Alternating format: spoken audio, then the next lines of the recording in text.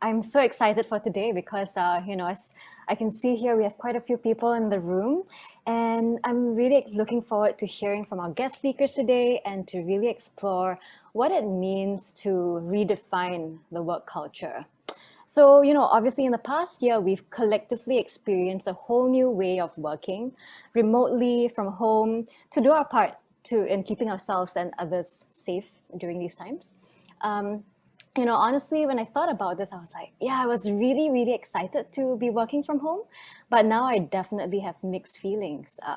Since working from home, I've realized that I'm taking more meetings, I have less breaks, I have a lot of distractions, whether it's, with the people I live with, answering the doorbell for deliveries, whether it's for food or for the random things I, shop for in between my meetings. It's been quite a strange time for all of us, and I think as much as we're employees or working from home, I think a lot of organizations have also been really rethinking about how to support their employees, and how us as employees, and managers as well, they're really thinking about how we can better support each other in the workplace. And there's also been a lot of talk about mental health and mental well-being, and it's all really taken it's really taken a toll over the past year with increasing rates of burnout and stress, and that's really no surprise, right? And one thing that was really interesting for me when I was kind of like researching this topic was that I found this report, and I'm sure a lot of you have heard of this before. And this report really showed that Singapore has the unhappiest workforce in the world. And it said that 48% of its respondents from Singapore stated that they were unhappy in their workplace and were unlikely to recommend it to a friend. So I don't know who has heard of it. If you have, you can actually just type yes in the chat. And if you agree, you can please share your feelings. Feel free to share your feelings as well. But moving on to our agenda for today, we will be welcoming two speakers. Firstly, we will have Dr. Victor Seah from the Singapore University of Social Sciences, who will be discussing how an organization's culture may help support its people's ability to thrive. And then it's followed by Simon Leow from Happiness Initiative, where he will share with us his perspective on what organizations and individuals like ourselves can do to thrive in the new working environment. So yeah, now I will just hand over the stage to Victor, and Simon and I will go into hiding for a bit. Thank you, Victor. Hi everyone. My name is Victor. I'm a senior lecturer at the Singapore University of Social Sciences. That's me with my two boys. I do research in organizational and social psychology. I've done some research on COVID-19. I'm happy to share some of my findings. I've also done work with organizations, a lot of Australian organizations actually. So Qantas, ABC, ANZ. And recently, I'm working on a really interesting project. We're trying to use psychology to influence financial decision making. So that's a bit about me. About today's presentation, really there are sort of three parts to it. The first I would like to share is on COVID-19, right? So broadly, the effects of COVID-19 on the work environment and how it might be a bit uneven, the effects. Then I want to talk about culture and job satisfaction in the COVID-19 world. Finally, I want to end with maybe some suggestions on how we can thrive in this environment. So I'd like to start off with just getting you to tell me what words come to your mind when you hear about COVID-19. So feel free to type it in the chat box. I'm reading it. So just fire away.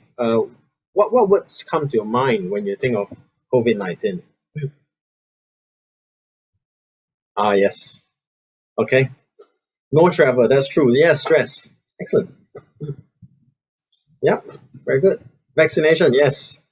Yes. Mask, yeah, very true. Unpredictable. Lockdown, yes, it's true.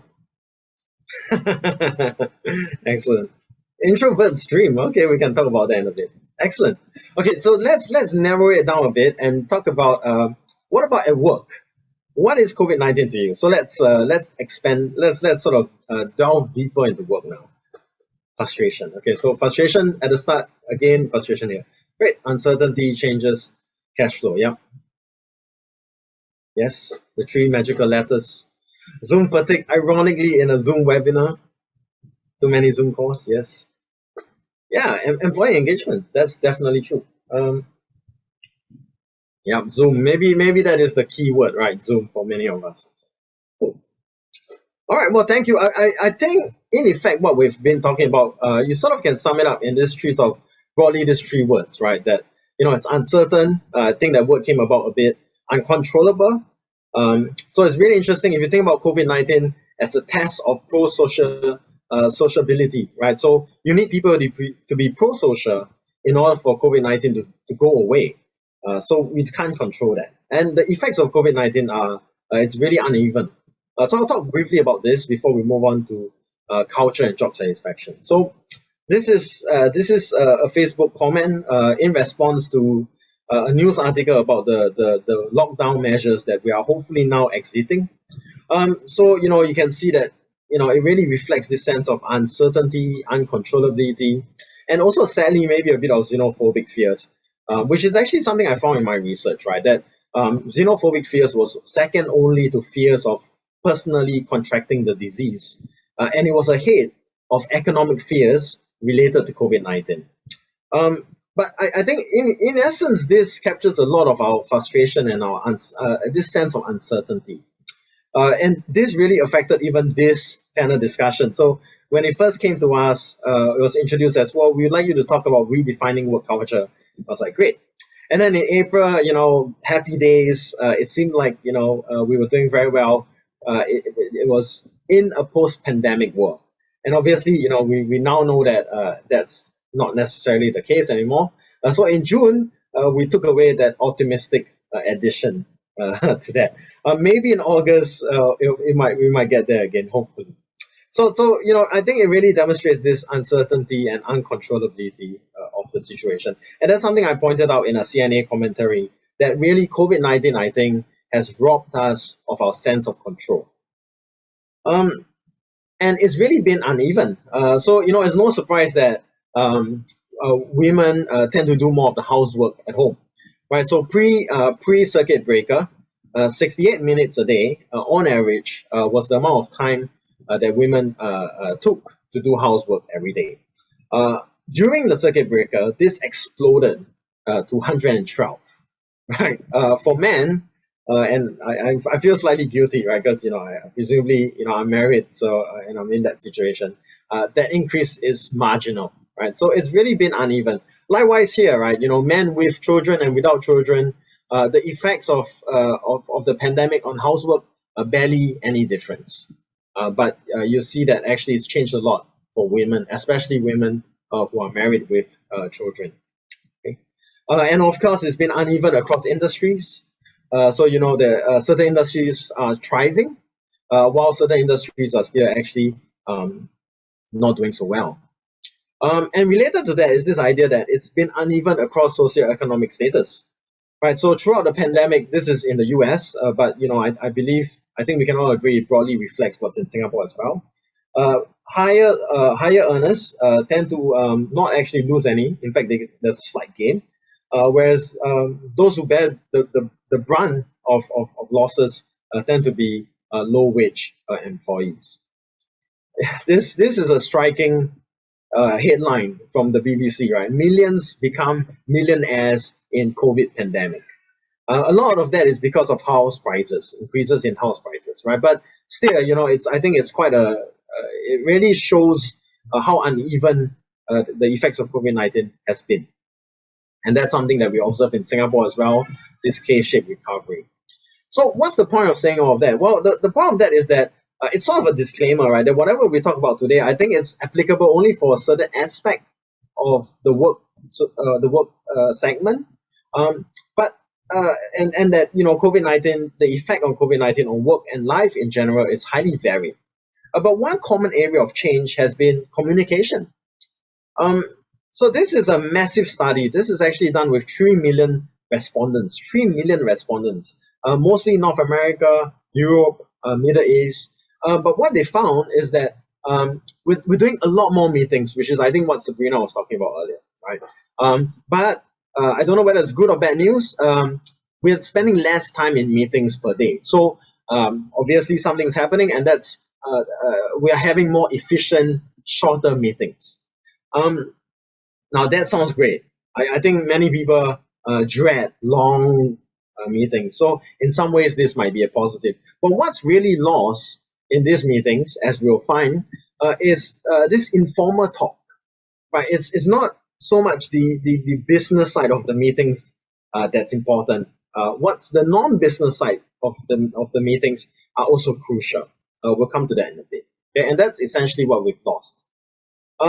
So another study, this time around 2021, so very recent, Danish workers, of whom about a quarter of them are managers. So they rated that these 6 issues were the largest, were the top work from home problems. I won't go through all of them, but I think if you look through this list, you'll see that 5 out of 6 of this is about communication. Okay, so managers finding it hard to lead from a distance. How do you lead employees whom you don't see, who you have no idea what's happening about? How do you evaluate their performance if you don't know what's happening? You can't really get a good sense just from emails, for example, right? And then what I alluded to earlier, which is this idea of informal context, right? So this loss of informal communication and network. I think that's really one of the crucial aspects of what COVID-19 has brought to the work environment. I want to get your input again, and I want to ask you, when you think of company culture, what words come to your mind? What do you think of, when you hear company culture? What do you think of? I hope not frustration, because that's usually the first word. Fire away in the group chat. Let us know. Less gossiping is good. Yeah, sure, Darren, that's a fair point. Toxic. Okay. All right, Amy, toxic. Yeah, great. Depends on the leaders. Okay, yes, definitely. Yeah, thank you, Sabrina. Anyone else? What comes to your mind? What's your instinctive? When someone comes to you and say company culture, okay, bureaucratic. All right, okay. When done right, great. Otherwise, artificial. Excellent. Yeah, I think that the sense of contrive, team bonding.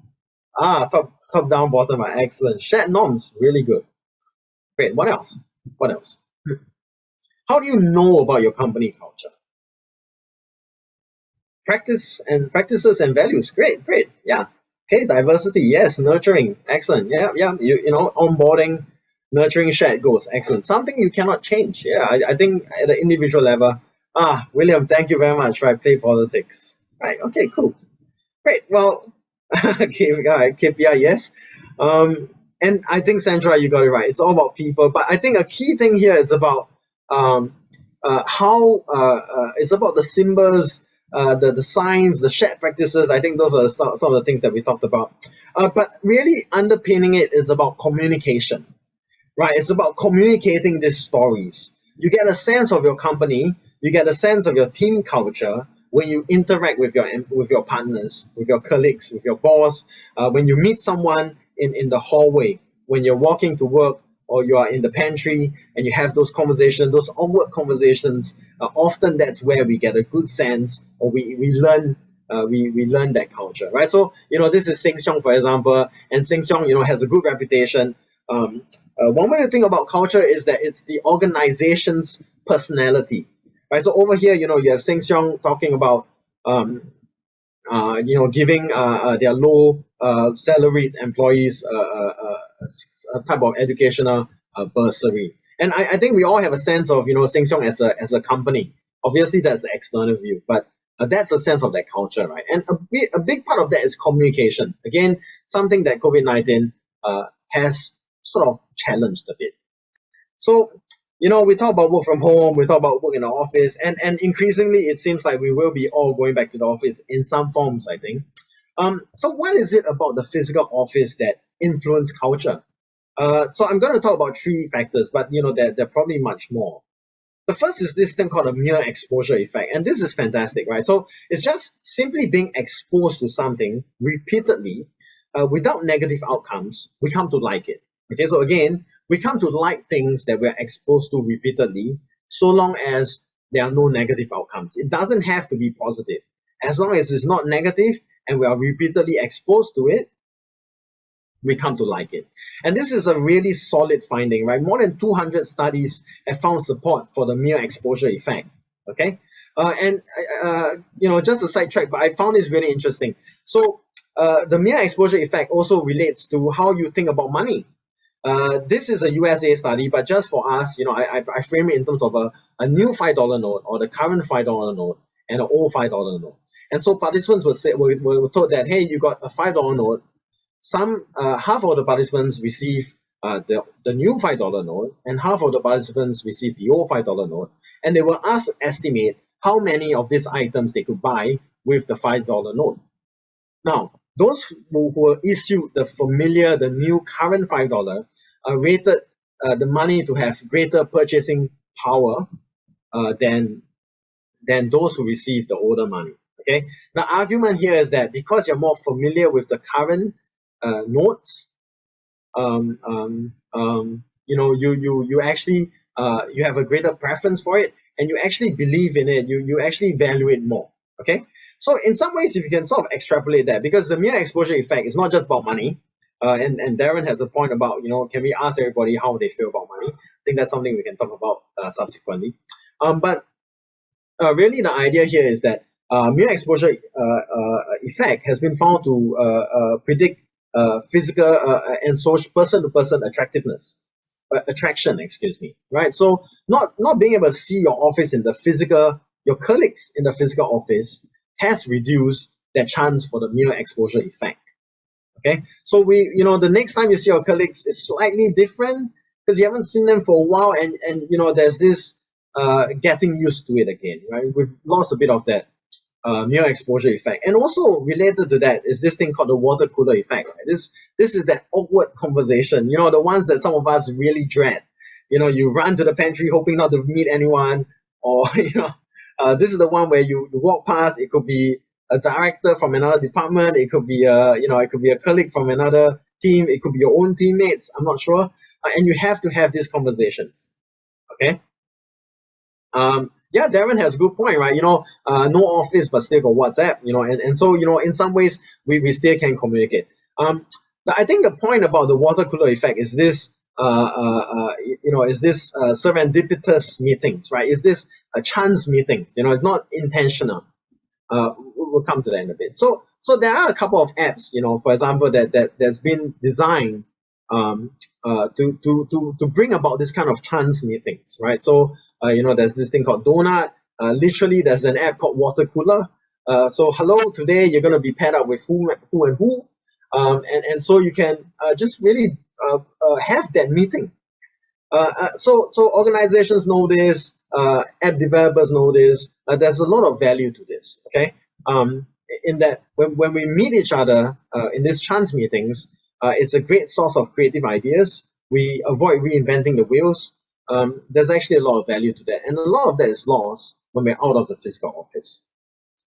And then I think the third point about the physical office and culture is that there's a need for affiliation. We all need a sense of community and human connectedness, right? So we all want to feel some kind of bonding, some form of bonding with others. And I think that's what a physical office does very well, is that when you go to the same place, you're in the same physical location, you experience the same things, you feel like you're part of a community. So in a work from home environment, that sort of is somewhat reduced. Okay, this is an interesting study because it's 2001, but it's done with virtual workers. So people who have been working from home a long time ago, right, 20 years ago. And they find that everyone had varying levels of affiliation, but they all had a need for affiliation. And they identified more with the organization when they received good social support from work. Okay, so when their managers kept in touch, when their managers communicated their concern, how are you today? That led to organizational identification. So I am from SUSS. That's an example of organizational identification. This sort of pride and identity, internalizing your identity. Okay, so I'm off to my last bit. Sorry, it's running a bit possibly late, but I want to talk about a couple of things that organizations can do, and then what we can do as employees. So the first thing I think is that organizations need to recognize and support your employees' desire for flexibility. So 62% of employees in this study want to work from home in some form in the future. Now, the good news is that practically no one wants to work 100% from home. Okay, so I think some bosses are a little concerned that, hey, do people not want to come back to the office? I think that it's somewhere in between, right? People want flexibility, and so I think the first thing that organizations can do is to recognize that desire, and we can be actually quite productive when we work on certain types of work from home. We can probably be more productive for some types of work. So I think the first thing that organizations can do is to recognize and support that desire for flexibility. The next thing, I've been talking about communication, and so really, I think one of the key things that organizations can do is to communicate more. Managers and leaders need to communicate more. Managers need to go beyond work talk, right? So we are having efficient meetings, that's great, but go beyond the work talk, right? Talk about, how are you doing, well-being, okay? So I think that's really important. Now, obviously, there's this sense that, well, is it a bit artificial? But surely, you work in the same team, there is some sense of friendship or relationship, and so managers just need to work on that. I think that's really important. So the key here is that organizations need to communicate informally more, and organizations can support this by for example, sponsoring lunches. I think today, there's new ruling that 5 workplace and people from the workplace can meet for lunch. So it can be a virtual lunch, it can be face-to-face lunches. Small group lunches are fantastic. It's sort of bottom up. Remember, we talked about bottom up earlier. I think that's a really good way. So this study, for example, found that the more organizational communication occurred, the less negative moods were detected and low anxiety, and also increased employees' sense of control over themselves and their ability. So it really all around fantastic things that can happen when we start communicating a bit more. What about us? What about employees? What can we do? So the first is really to talk to your manager. Recognize that your manager is confused, doesn't know what's happening, because it's really hard to manage from a distance. It's very hard to manage from Zoom. So, check in with your manager. Just tell them what's happening. Tell him or her, what are you working on? What are you interested in? How's things going? That's really important. Likewise, communicate with your colleagues. Share best practices, some experiences that you received recently. And I want to end with this idea of transition gap, right? So we are going back to the office almost certainly in some form. So the key is to reduce that gap in the transition. And the first thing we can do, I think, is to just switch on your Zoom, your camera at Zoom meetings. I think that's the number one simplest thing you can do, right? There are other things you can do, like get dressed for a meeting. Try to stick to work hours, even though you're working from home. But generally, that's it. I think that's all I have. I've overrun a bit, so sorry, Sabrina, and I might stop sharing now. No, please, actually, did you have anything else? No, that's it. Thank you so much, Victor. I thought it was super interesting, and I think there's a lot of questions we can ask and talk about during our next section. But yeah, I really appreciated that you mentioned that, transition gap and how, it's going to be really awkward for all of us to go back to work, right? And it's also really interesting for employers to kind of navigate this whole like work from home to hybrid workplace, situation. So just before I invite Simon back up, I wanted to ask you whether you had any, kind of like any practical tips for managers to help their employees ease back into this, I guess, hybrid workplace. Yeah, I think the one thing that I would suggest is really just informal communication, just dropping a text. How are you? How's everything? Obviously it doesn't have to be. It can be a bit contrived. It can be a bit forced. But I think it's better than nothing, and I think it's a good first step. Just showing your genuine concern. I think that's an excellent first start. Yeah, I think that's a really great point because these days we're very caught up, as you said, shorter meetings, more meetings. So we're all, kind of like very efficient and straight to the point. Yeah, And we forget that we're still human at the end of the day, right? yeah. So yes, how are you feeling today? Excellent work, excellent. Should I Yeah, you're supposed to really answer just short one, short one. Then Simon, come up. yes.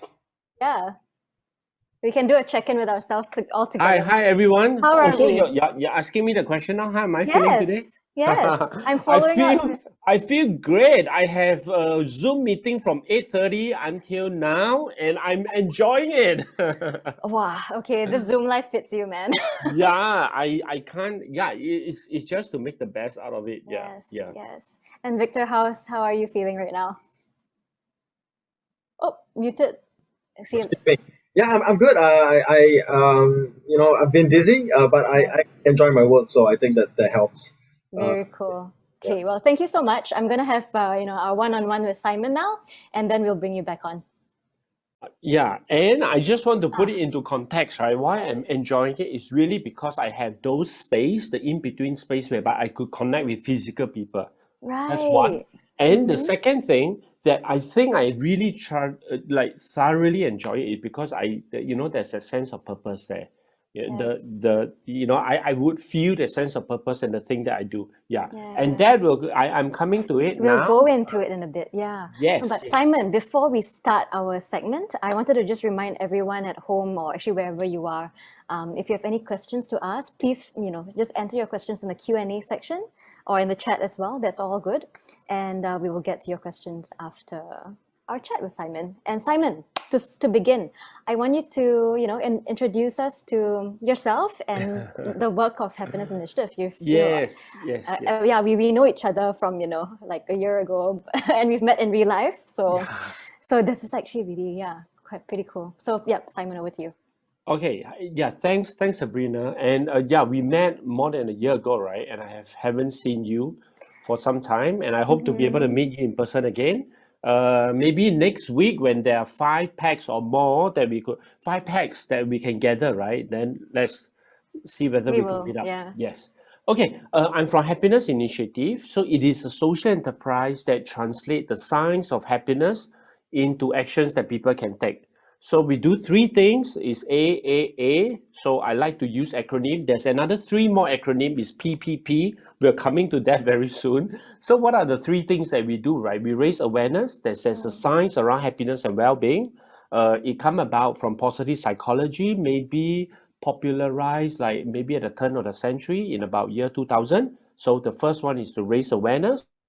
The second one is application. We really want to translate psychological science into application, mm, right? So we love the research, we love the science, and more importantly, we want to put it into application. So that's the second A. The third one is to build a community of advocates. At the end mm, of the day, right, if we really want to change habits, we need the support of people all around. If you have people who believe in happiness and well-being and they take certain actions, and if they are mm. kinder to people, and it kind of have a spillover effect. So we believe that a community of advocates is important. Yeah. Yeah, So definitely. I that's mean, the three yeah. things we do. Yeah, that's actually a really interesting point that you talked about, advocates, and I think this also relates to, the whole organizational culture because like we talk about how culture should be like top down or bottom up, right? But at the Yeah. end of the day, it's actually the responsibility of every single person to actually make that like healthy culture, I guess, take place, Yeah. right? Yeah. Yes, So everyone. Yeah. yeah, like just going back to the topic of the day, Yeah. redefining work culture, right? Like what are your thoughts around that? Where shall we begin? Okay. Okay. I'm just going to begin on like Mm, from a research that we done last year. Last year, almost, when we enter into phase 2, phase 3, right, after the COVID, we wanted to find out how happy Singaporean were. mm, So we know that yearly, right, the World Happiness Report actually captures Singaporean happiness. And we usually rank about 32nd, 33rd, sometimes 34th. But this year, 2021, based on World Happiness mm. Report, we are about 32nd 32, right? Okay. Our average is about, how they measure happiness is that wonderful question that I love it because it's just so simple. You imagine yourself on a ladder, 0 at the bottom of the ladder is your worst possible life, and 10 is your best possible life, right? It is 0 is your worst, 10 is your best. Where would you stand on the ladder now? Right? So I think people would have a number. If you have a number from 0 to 10, right? Feel free to put in the chat. Yeah, Right? I'm Give very us a number curious from to 0 to see. 10. Where do you stand on happiness? How from 0, your worst possible life, and 10 being your best, where do you stand now? Right? So that same question. I also want to answer that, Simon. Yeah, please answer. Please answer. Yeah. Yeah. So that same 7.5. question has been asked by World Happiness Report Yeah. since 2012. So they've been capturing the data, right? Interesting. And what we did last year was we tried to capture the data, and I wanted to find out if my sample that I collected, about 1,000 over people, whether is it statistically different from the World Happiness Report sample, right? And the sample that I had was about 6.23. There's no statistic difference from the World Happiness Report, which is 6.377, right? Good. I'm quite happy with that. But more importantly, we were trying to find out what are predictors of our happiness in this land of the crazy rich Asian. Yeah, supposedly, right? Supposedly, Yes, right? yes. So the title of our report is In the Land of the Crazy Rich Asians, what predicts how good we rate our lives? So there are two groups, there are two categories of things. One category are what we call social demographic factors. Social demographic factors are factors that are quite unlikely to change overnight. Some are unchangeable, some are quite unlikely to change overnight, right? So these are things that are fixed. But more importantly, if we control for all this, assuming that these things we can't change in life, right? We are interested to find out what can we change? What can we change to make us happier? What can we change to bring about a happier life? That was that question that we were very interested to find out. So what can we change? I'm waiting for you. Yeah, what can we change, right? I'm going to give you, I'm going to just, let's see. Okay, I'm just going to look at the chat now, right? The numbers are 7788748466. I think if you kind of like from that, the average there, I don't think it's very different from about between 6 to 7, right? Now, the next question I would love to ask everyone, the things that we can change and that can bring about happiness can be summarized with 3 P's. And that's all I'm going to talk about. So, and that's all you're going to bring back with you if you want to bring back anything, the 3 P's. Make a guess. What are the 3 P's, right, in our life that we can change? It all starts with a P, okay? 3 P's. And these 3 P's that we can change in our life is, I feel that, in my opinion, will also be the key to a thriving work culture. Wow. I say, Perspective. It's Paycheck. check. I love Yes! it. Did I see Pfizer? Oh, nice. Okay, Pfizer. That's nice. I love the answers. Oh, you guys Positivity, are hilarious. perseverance, and patience. I love it. Yes, Peaceful. so many great keywords. There's so many places of work perfectly. Yeah. Samil. I think this is the Samil that I know. Hi, Samil. Yeah. Place of work. Okay. The 3 P's that we found out is, the first P is purpose. Purpose is the first P, right? If you have a sense of purpose, it brings about, it's predictive. This is a correlational study. So what we do is we are just trying to use some stats method to kind of predict it. So if you have a sense of purpose, right, you're more likely to have a higher, based on that life evaluation, you rate your life better, you're happier, right? The second P, I've seen it here, is perseverance. If you have a greater sense of perseverance, right, you tend to be happier as well.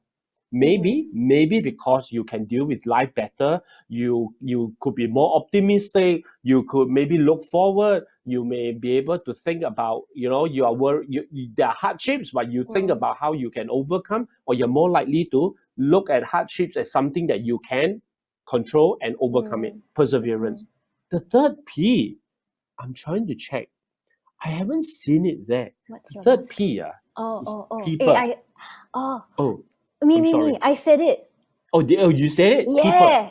It's I win something. about, Okay. yeah. Oh, okay. I'm sorry you didn't type it. You said it.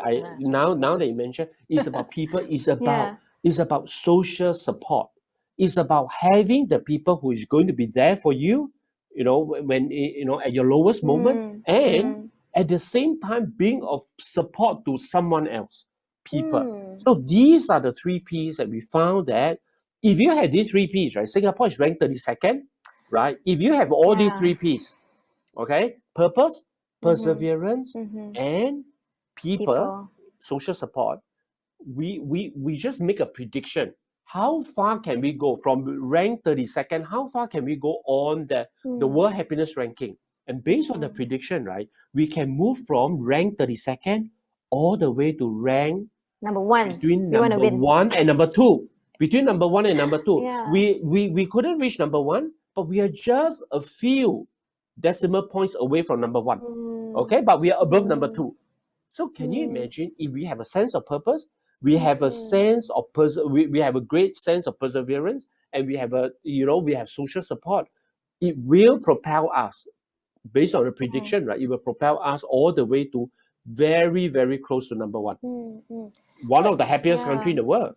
So that's one of that's a very fascinating result that we found. Yeah, it's super interesting. I mean, like it's interesting that you kind of like distilled it into the three P's, right? Purpose, perseverance, people.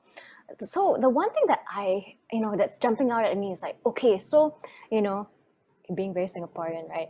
So what is where are we lacking here, right? Singaporeans in general, like I feel that perseverance, I don't think it's an issue. We're all quite kiasu folks, right? People, usually we have our friends and family, but the thing is, with people, I'm not sure how connected we feel to them. I'm not sure. Purpose is the one that's like, okay, like, wow, big word, man. So how do you, what are your thoughts on that? When you make a comment about perseverance, I would think that I think most of us would persevere, right? I think so, right? But what I try to understand about perseverance is that see, there is this fear of failure in us. There's a fear of failure. There is an intense fear of failure. I think there is a difference between being very kiasu, we are afraid to lose and we try to work on it, and being someone who persevere without the fear of failure. I think what could be holding us back from perseverance could be because of our fear of failure, of our kiasuism. Because of that fear, the intense fear, right? We may not persevere. Sometimes we don't dare to try something, or when we meet certain failure, right? We may make excuses or try to give up easier because we are worried about how society is going to judge us, how people are going to look upon us, and I think that could be a big issue in terms of our fear, in terms of our perseverance. Yeah, that's just my take on it. Yeah. Okay. Well, so I'm just cognizant of time. I'm just thinking, Simon, do you have any practical tips for us to get our three P's intact? Like in a workplace setting? In a workplace setting. In a especially workplace setting, right? Yes. Okay, so I think we run a number of workshops for workplace, right? I don't think we talk about it enough. We do not talk about purpose enough. We do not talk about people issues enough. And of course, not even perseverance. We may not talk about what are strategies to increase our perseverance. But that aside, let's talk about these two, purpose and perseverance. I think this one is very much at the level of the leadership level. So if anyone is at the leadership level or you have influence over your leadership, so I think it is very, very key to maybe focus on purpose and focus on people, particularly people. Because in a number of work that I've done with certain organizations, I realized one of the most difficult things is about people. As I was looking through all the chats, right? Toxic environment, backstabbing, gossiping, it's all because of people. And Yeah. if we can address the issue of people, right, I think we can have a better workplace, a more thriving work culture, and more importantly, a happier, person, at Yeah, the everyone workplace. will be happy. Yes. Yeah, it does start with the person, indeed. So getting to the final question that we have for our speakers to round off, and the question is, what does reboot mean to you? So reboot is the theme of our event for today. And who wants to go first? Okay, Victor, I think you're ready. So what does reboot mean to you? Reboot means being able to learn and relearn. I think that's a big part of rebooting. So just being flexible and learning. Yeah. And how about you, Simon? Okay, for me, right, is to connect with your sense of purpose. Okay, to find people who could support you and to support other people, and to learn how you could persevere more. Okay, the 3 Ps. Thank you. Amazing. Thank you so much. And thank you everyone for joining us.